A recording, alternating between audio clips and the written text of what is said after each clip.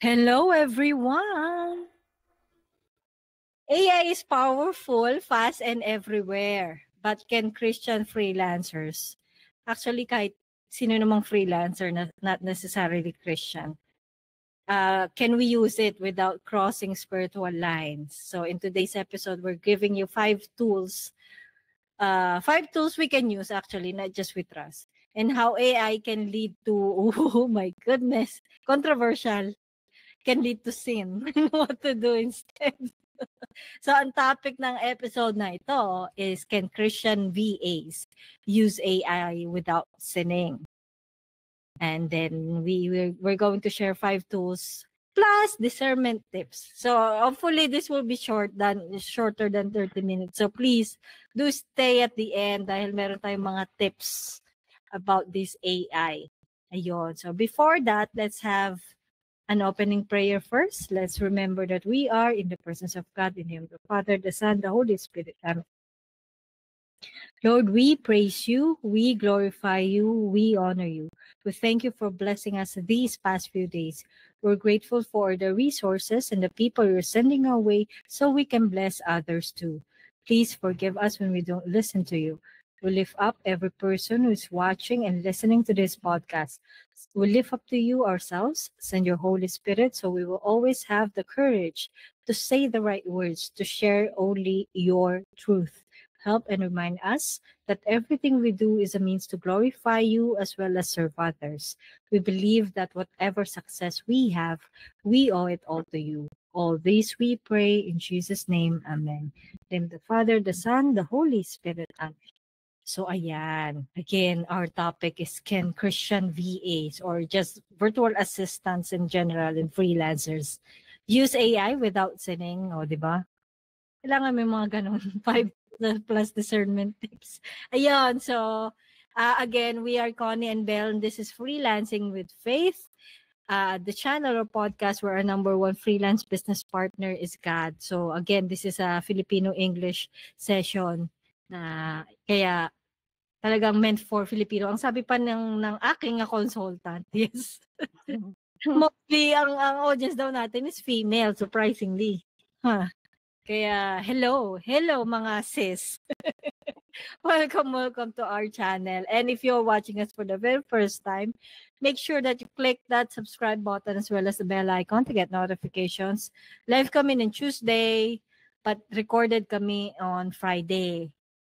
Kahit na ganon, you are more than welcome to share your thoughts and ask your questions, make a comment sa comment section. Ayan, tapos si Sis Bel na ang mag-share ng mga gawain na. Mga kapatid, lagi nyo kami samahan every Monday and Friday. Mondays ang namin, ang live video. Tuesday. Ay, Tuesday pa ba yan? Take 2. Every Tuesday and Friday.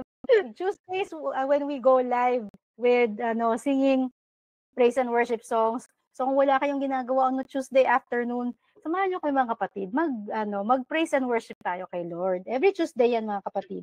And then Fridays naman, nagre-release kami ng mga pre-recorded videos na ang topic would revolve around freelancing, about digital marketing, about our work as virtual assistants. So kung interested kayo to learn how to earn working from home, online, at kung anong ginagawa namin ni Sis Cons, kung may mga questions kayo how to start, Friday yan mga kapatid, kahit na hindi tungkol sa mga newbie na freelancers, yung topic namin, feel free to leave comments mga kapatid at sasagutin namin yan kahit hindi connected dun sa topic na pinost. Okay? So yun lang, magparamdam kayo, huwag kayong mahiya magtanong.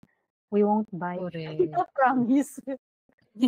Correct. If you want naman ng nahahawakang guide on how to start your virtual assistant business, go ahead and visit conniezabala.com/VA book to know more about it. Meron din naman akong free chapter if you want na patingin muna. Meron tayo niyan. Just visit bit.ly/VA free chapter. So yun yun. Ngayon, ang topic again has to do with AI and our faith, our ang tawag dito, belief as Christians. So kasi nga, sa totoo lang, ang AI parang pera lang din yan. It's neutral. So hindi yan magko-cost sa atin ng anything unless we use it for sinning, for evil, for bad, 'di ba? Parang pera, 'di ba? Laging debate yung yung is money evil, ganyan. Pero hindi siya kasi neutral din. Like money, AI is neutral. So ang iniisip namin dito for this upcoming episodes, baka maging 3-part series to kasi we will try to make this short as possible. Pero meron tayong as always, meron pa rin tayo Anchor Bible verse.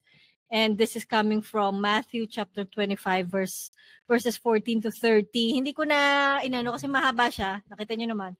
14 to 30. Pero this is the parable of the talents.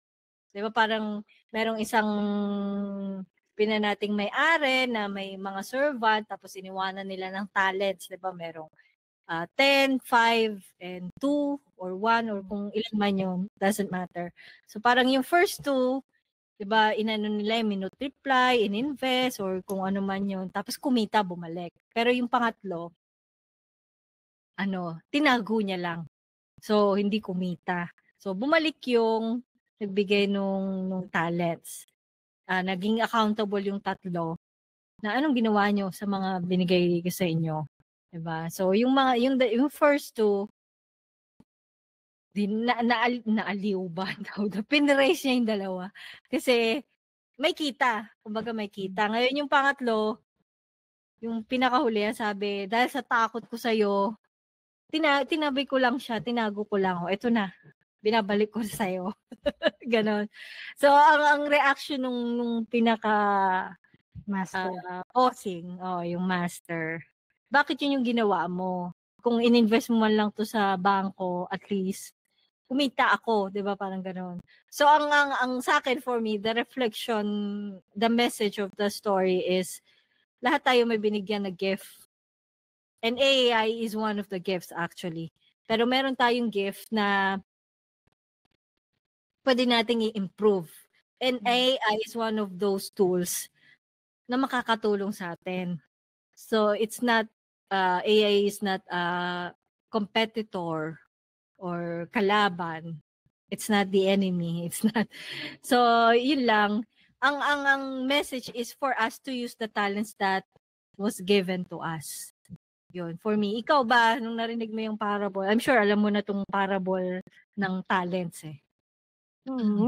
Parang ang takeaway ko diyan, madaling mag-play safe eh. Kaso it won't bring us to anywhere pag yung nagpe-play safe lang tayo. So, parang si Lord, ini-encourage din tayo kasi binigyan tayo ng faculties, binigyan tayo ng intellect. Kasi kung hindi rin natin gagamitin, what for? Ano yung purpose nun? Parang we are created for a purpose.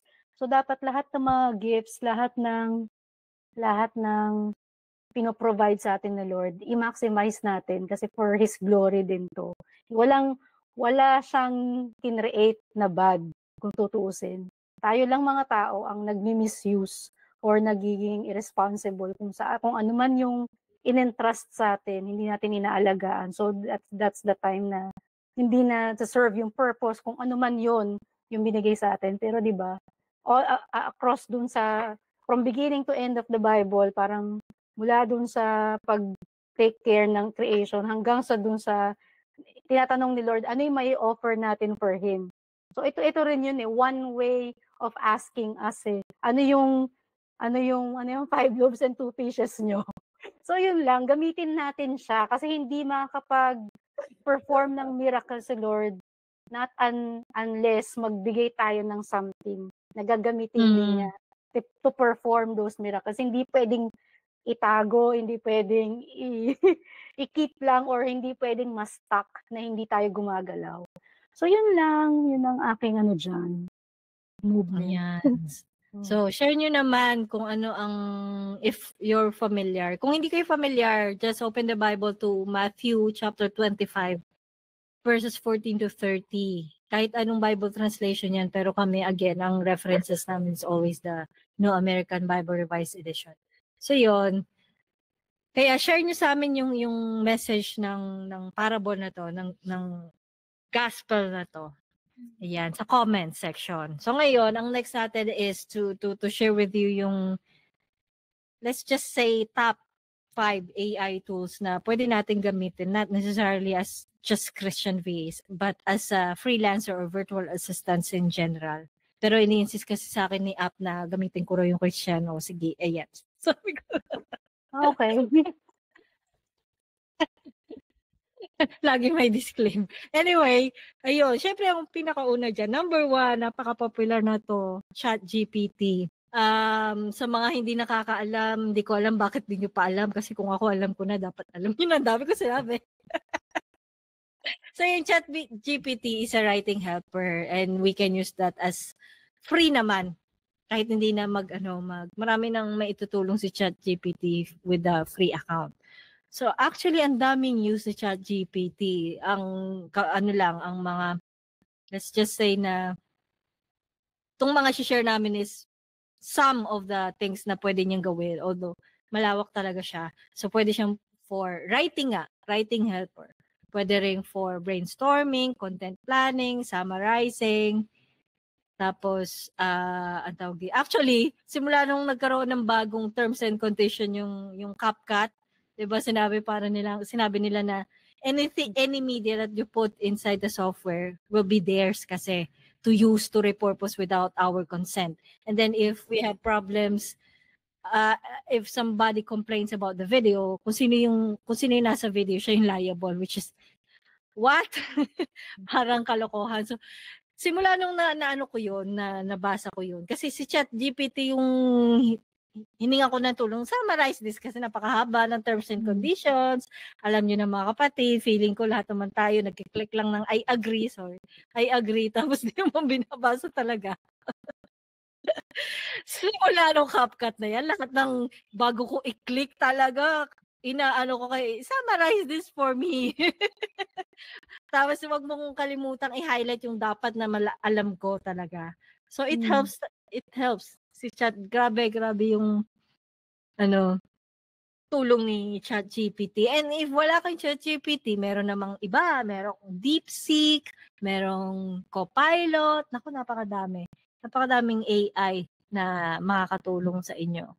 Ang sa amin lang is to use it wisely na, kumbaga, 'di ba, writing helper siya, content planning. So hindi dapat siya yung sa kanya lang lahat ng work. So dapat nire-review natin. Ayusin natin according to our preference, hindi yung copy and paste na. Lalong halata kasi din yung yung sobrang dami ng icon. Yung emojis. Yep. So yun, ayan. Ikaw, ano bang masasabi mo kay ChatGPT? Yung sa akin lang siguro yung be careful lang din dun sa, kasi tayo hindi natin ginagamit ang ChatGPT to replace our expertise. Yun yung lagi kong sinasabi. Dapat tayo pa rin yung expert and alam lang din natin, para ini-extend lang natin yung expertise na yun with the help of ChatGPT. So anong ibig kong sabihin doon? Like, minsan, di ba mag-feed tayo sa ChatGPT. Do this for me or solve this for me. Tapos magre-return siya ng answer.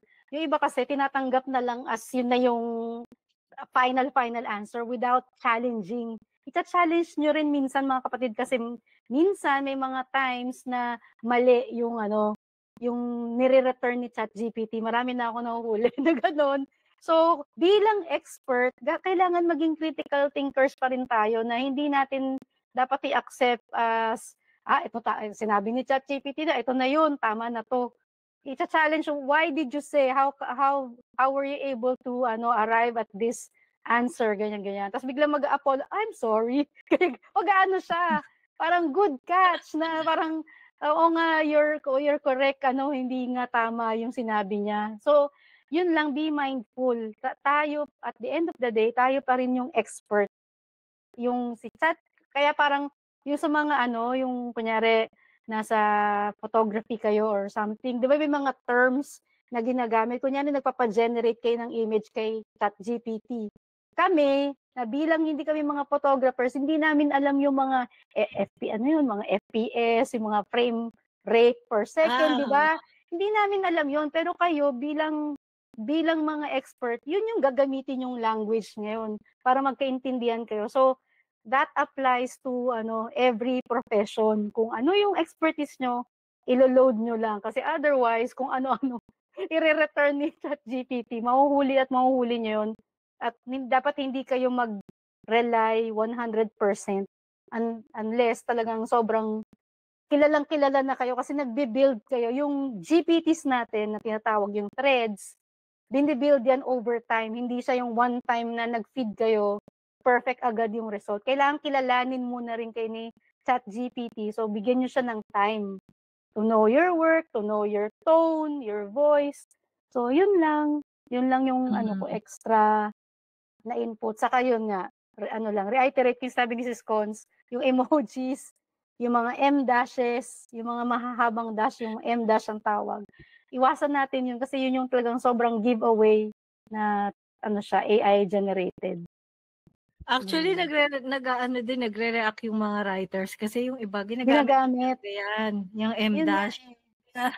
Hindi na pwedeng. Oo. Diba? Torn sila kung paano nga i-balance yun. Pero yun kasi yun ang pahamak din sa ChatGPT kasi yan yung naging favorite niyang writing style. Pero dati pag ginagamit nga yung mga habang dash na yun, kaya sila yung affected. Na pagbibintangan sila na AI generated yung Actually, parang nakapanood din ako ng video about it na how would you know if it's AI written, parang ganon. Tapos may nabasa ko yung mga comments. Ganito kasi yan, ang ChatGPT galing sa tao.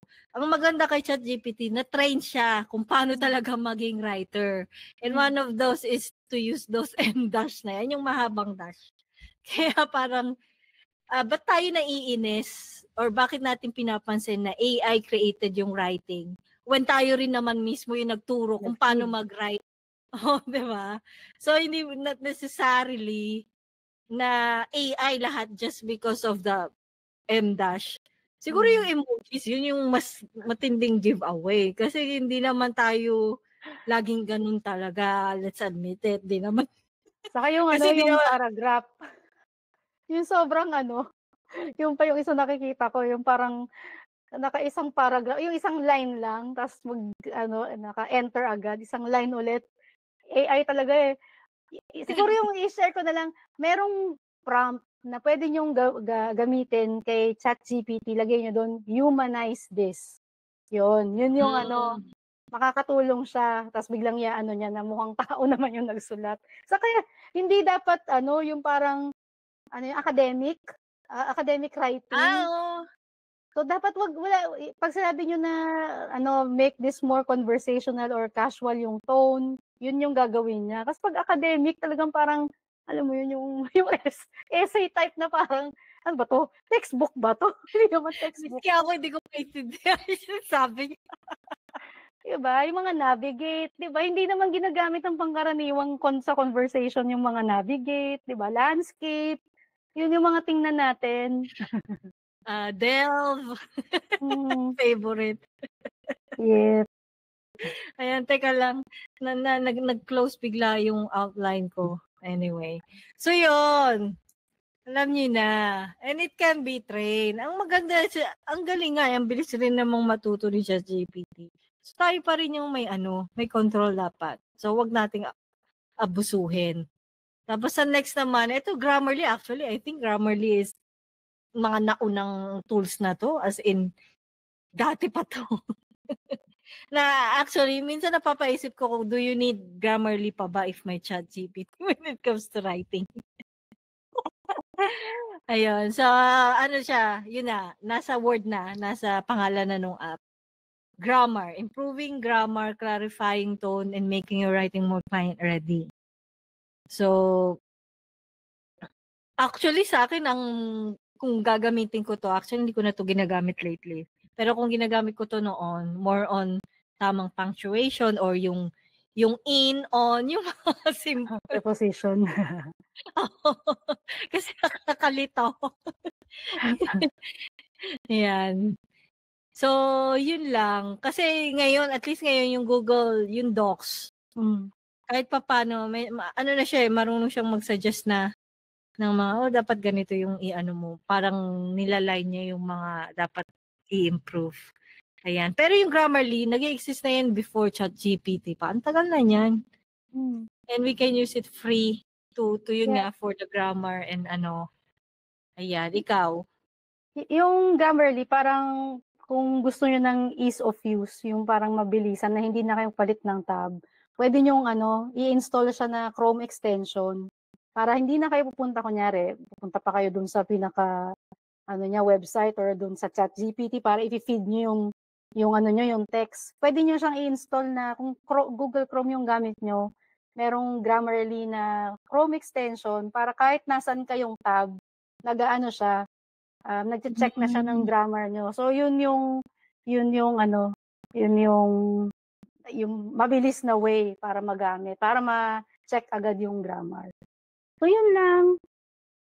Ayan. So, again, always review it and wag niyong tatanggalin yung personality na, ganito ba ako ganito ba ako magsulat or ganito ba ako magkwento. Parang yung book ko nung sa introduction niya tayo. Kasi syempre may sarili akong writing tapos pina-edit ko. Pero parang nagigets ko na kinuwento mo yung sinabi ko pero parang nag-iba. Yung parang, ako ba to? Oo, ako ba to? So possible yon sa mga apps na ginagamit natin. Kaya wag lang copy-paste tapos nagre-review, hindi tinitingnan. Okay na yan, ganun. Di bale kung sa inyo, yung sa inyo lang yon, pag nagkamali kayo, kaya lang. Pero pag client yung tinutulungan nyo for yung mga output na ganyan, kailangan reviewin natin. Ayun, next, ito familiar naman na tayo. Actually, hindi ko pa to na-try. Pero yung Magic Write na part ng Canva. Kasi yung Canva rin, matagal na, di ba? Pero meron na siyang mga added features. Yung Magic Write, tapos actually, pati yung parang create an image na ginamit ko na minsan di ko napapansin. Na may mali-mali. Ayan. So, sa visual support, kasi Canva to, ayan. So, used for captions, outlines, simple copywriting, na nasa loob mismo ng Canva. Kasi yan, meron siyang icon doon na nagsasuggest. Actually, hindi ko pa siya na-try talaga. Kasi hindi ko naman more on graphics kasi ako. So, ikaw na magkwento, paano ba yan? Maganda yan. Lalo na pag kunyari, kayo, social media, kayo, content, gumagawa kayo ng content para dun, mga graphics para dun sa client nyo. Dun sa Canva, Magic Write, imbis na mag-chat GPT kayo, dun na kayo kunyari, give me 10 quotes about leadership, ganon. So, na siya, mag-feed na siya ng 10 na quotes. Tapos, ilalagay niyo yon si Canva. O, di ba hindi na kayo talaga alis dun sa app eh. Sa Canva, meron ding pwede kayong mag-load ng spreadsheet para meron siyang table. Tapos, pili lang kayo ng graphic. Niya, ang tawag doon, connect, para i-connect niya yung spreadsheet nyo dun sa graphic na yon. Tapos, bulk create. I-generate na niya yung 10 na quote. So, ang bilis talaga. 10 quote, nandun na agad sa graphic na pinili nyo. So, sobrang nakaka-save talaga ng time. So, imagine, kunyari, gagawa kayo ng 3 template, kunyari, Monday, Wednesday, Friday na na post. So, 3 design na nag-alternate in a week. Tapos yung quotes, ilo-load nyo lang dun sa spreadsheet at hindi na kayo alis ng Canva. Pati nga yung pag-schedule, pwede rin dun eh. Kukonect nyo lang yung social media accounts nyo para totally lahat talaga nandun na. So, yun lang. Yun yung maganda dun sa Magic Write. Pati parang, this is, naman to, yung, hindi Magic Write eh. Parang ito yung yung outline ng infographic ko. Design, parang ikaw yung gumawa ng design gamit yung info na to. Push, gano'n talaga. Oo, as in formatted talaga siya. Infographic agad. Grabe talaga. Pati yung yung may parang kunyari itsura na kunyari website type, pwede rin sasabihin mo lang tas kung ano yung hex code. Sasabihin mo kung ano yung hex code ng brand mo. Sana yung gagawa nung nakaayos talaga, may sections talaga. Tapos siya yung maglalatag ng mga text na nilagay mo. So yun talaga sobrang talaga, useful. Inaalis. Diba? Mm. Alam niyo na, mga kapatid. Pero again, reminder, huwag copy-paste. Review pa rin. Review Hindi pa rin perfect na perfect. So use it as jumpstart, not a final draft. Ito, fourth, the script. The script kasi, yan, yung online app. Hindi siya downloadable, sa browser lang siya, magla-login ka, and then you can edit videos in there. Actually, pwede ka mag-record. Tapos after recording, i-edit. And then ito yung the script na pwedeng i-export mo as a whole, pero pwede rin mag-create ng small clips for, reels, ganyan, or shorts, or yung mga TikTok. Ayan. Yun yung nagagawa na sa loob mismo ng Descript. So, ang dami na ngayon, grabe. Samantalang dati, yung iba hindi pa familiar sa may kalaban pa yan sa Descript, yung Riverside eh. Tsaka meron pa, hindi ko alam kung yung Opus Clip kaya yung long or nagki-clip lang sila. Kasi yun yung sa client ko yun eh. Anyway, saka na yun. Nag-generate pa. Muna. So, Descript muna. Anyway. So, yung Descript yun. Napaka,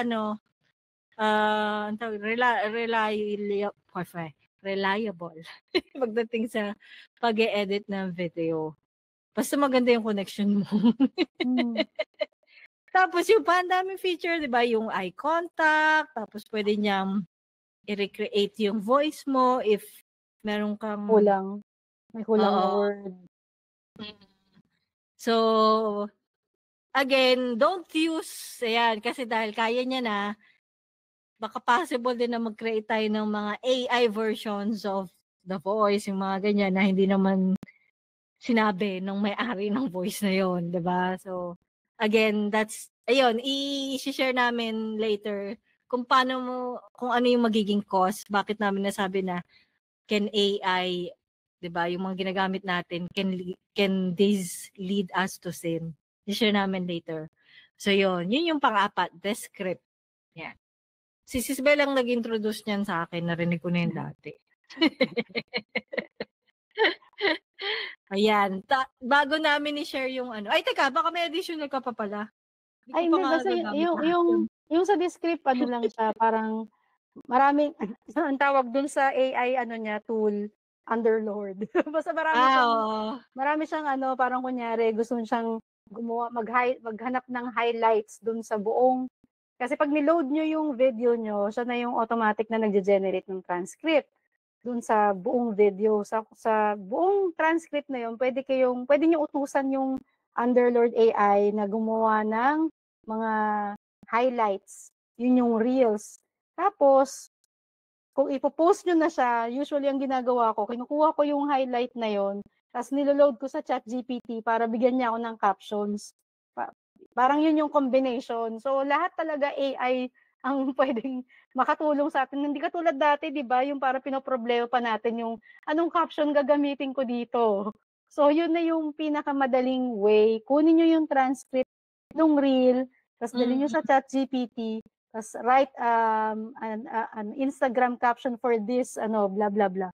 So, yun na. Pati hashtags, yun na yung magbibigay sa inyo. So, sobrang dali na talaga ngayong mga panahon na to. Unlike before, hours talaga para lang magpuno ako ng calendar, as in, parang umiiyak ako ng ang tagal. Hindi siya, laging sinasabi ko sa mga client ko yon before na, sorry, parang kaya ko mag-design, kaya ko mag-edit, pero you can't rely talaga sa akin pagdating sa copywriting. Pero ngayon, hindi na siya masyadong challenge kasi nga may mga AI tools na available out there.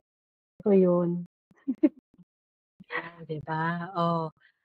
May ka-comment dyan and if you haven't done so yet, subscribe to our channel.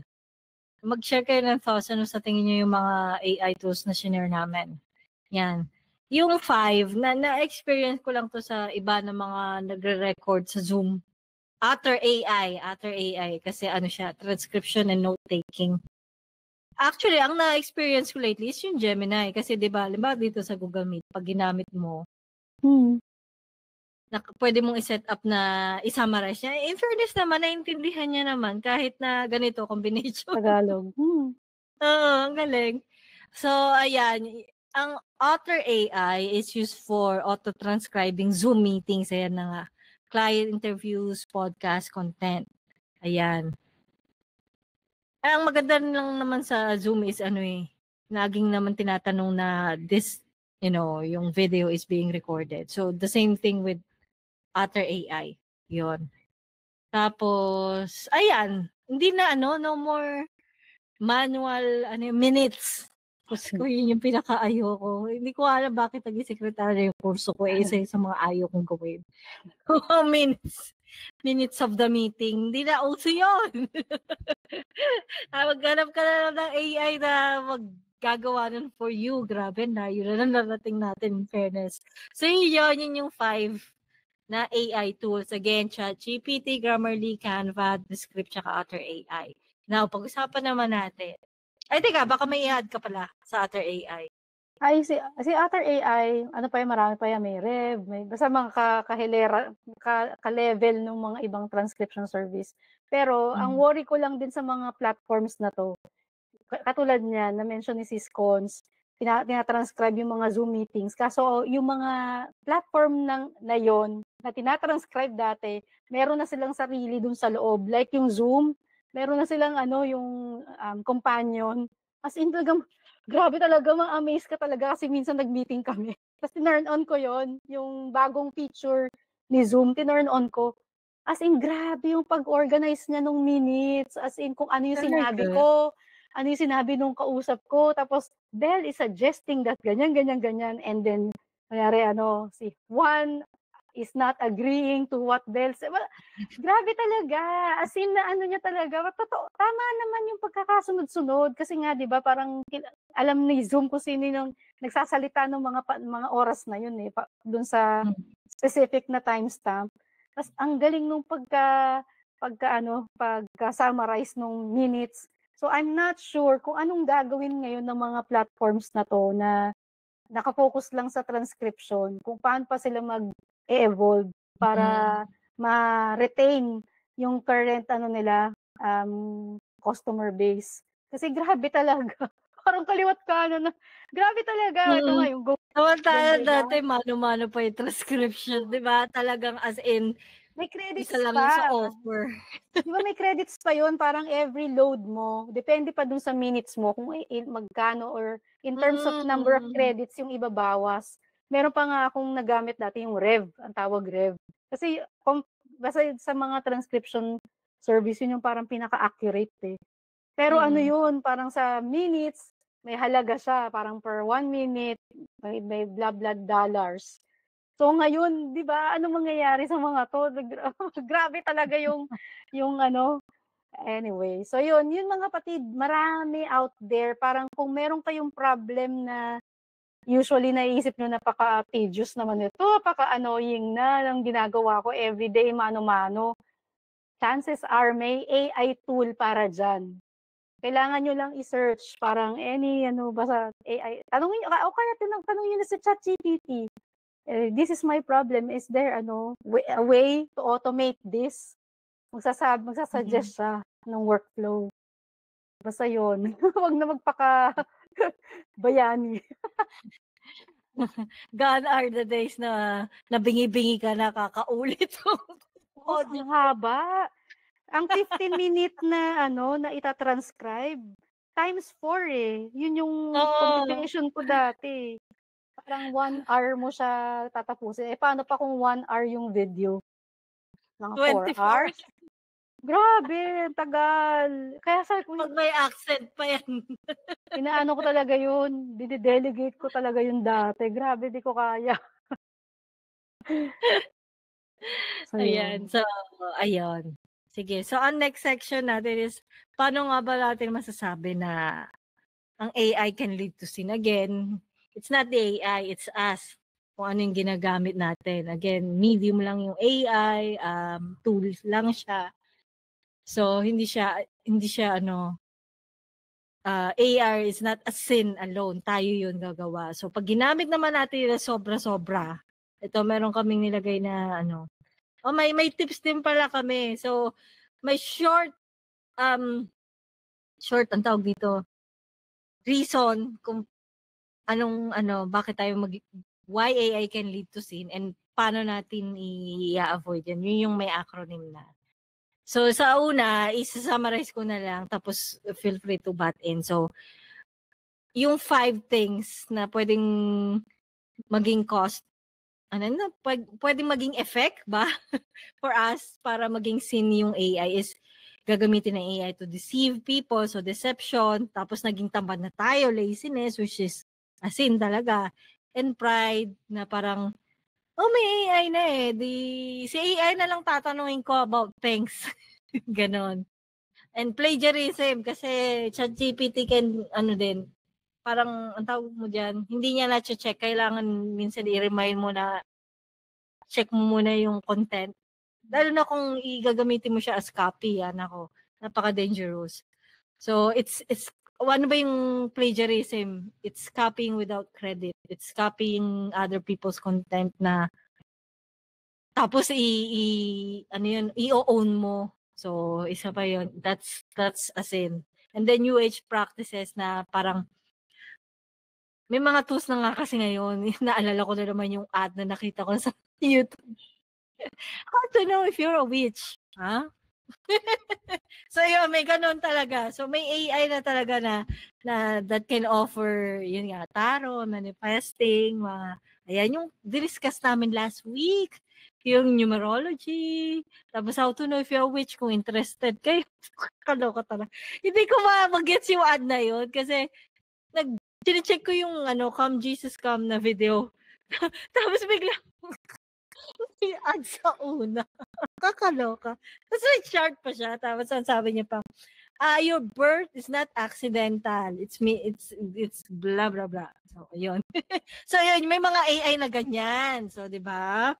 Mga kapatid, hindi kailangan gamitin natin 'yan to our advantage but not para maging tamad tayo, para manloko tayo, para maging mataas ang tingin sa sarili natin.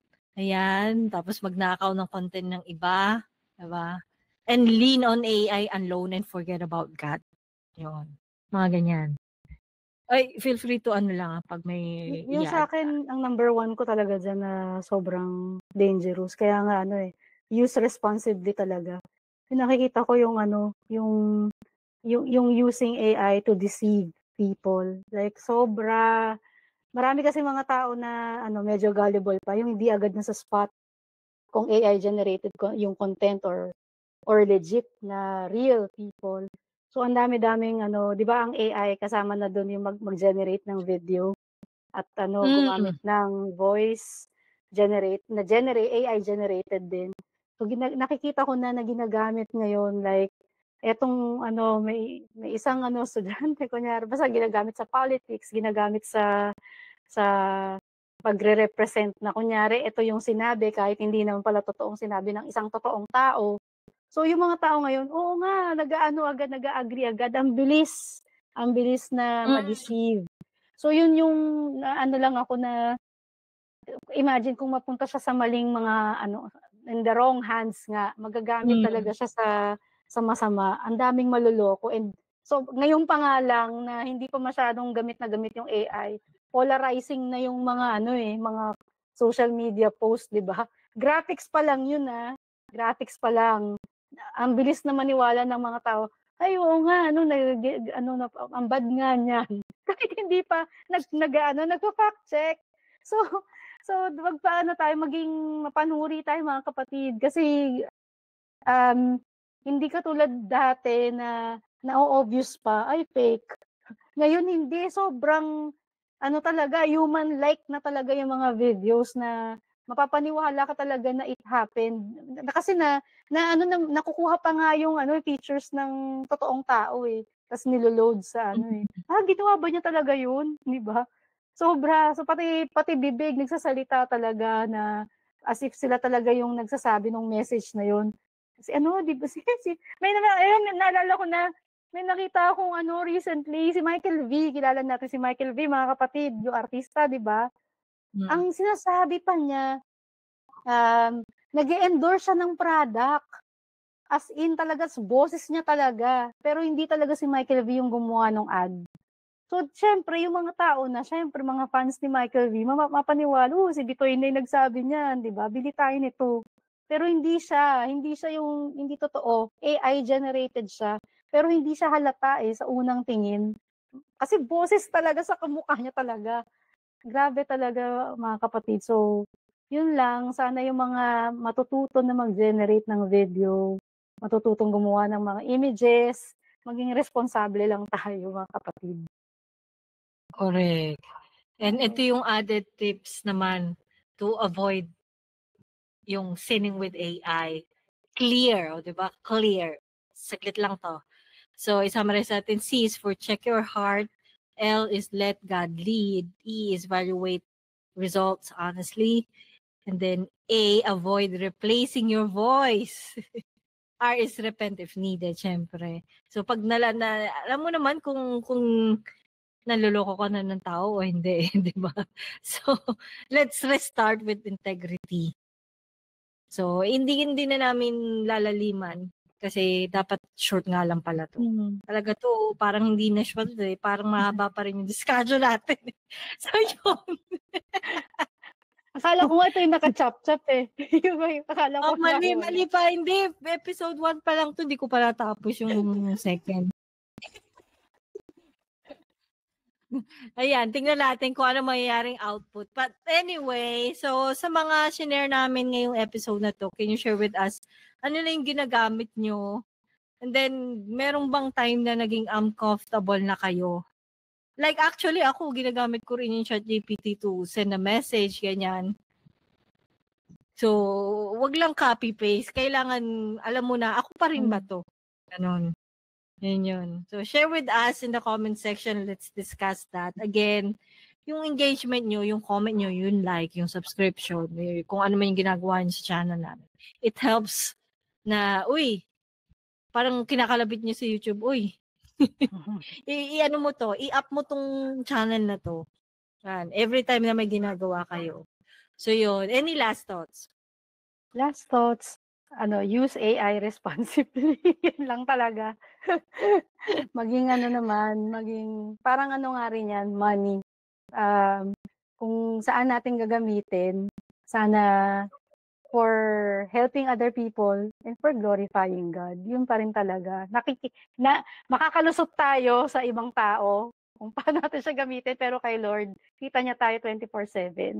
So yun lang. Correct. Observe natin yung integrity and honesty, 'di ba, at all times. So yun lang. Correct. Huwag maging don't be afraid of AI, pero yun nga.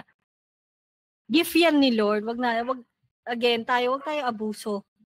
Mahilig kasi tayo sa abuso at shortcut eh. So let's use the AI to our advantage, but not for us to do some bad things. So yun, ayan, if you want to learn more how to start your virtual assistant business, feel free to visit conniezabala.com/VA book. And if you want a free chapter, meron din, punta lang sa bit.ly/VA free chapter. Ayun, closing prayer tayo, Sis Beth. Okay, let's remember that we're in the presence of God, the Father, and of the Son, and the Holy Spirit. Amen. Thank you, Lord, for another episode done successfully. Thank you for the opportunity to share our knowledge and experience. Thank you to all the people who support us in our mission. We lift up to you all our viewers, our listeners, our clients, the people we work with, and our loved ones. Bless us in all areas of our lives. Whatever petitions we pray for, we lift it all up to you, believing that whatever happens, you always have the best intentions for us. In the end, let your will be done for us. In Jesus' name, amen. In the name of the Father, and of the Son, and the Holy Spirit. Amen. Ayun, so mga kapatid, comment kayo and don't forget to like if you haven't done so yet and subscribe if you haven't done so yet. Bakit hindi pa? See you on Monday Tuesday. Ayan na naman tayo. Di pa rin sana. Tuesday, 1 p.m. Manila time for another live session. Ayan, praise and worship siya. Praise and worship yan. Tapos, if all about freelancing kayo, see you on Friday. Ayun. Bye, everyone! God bless!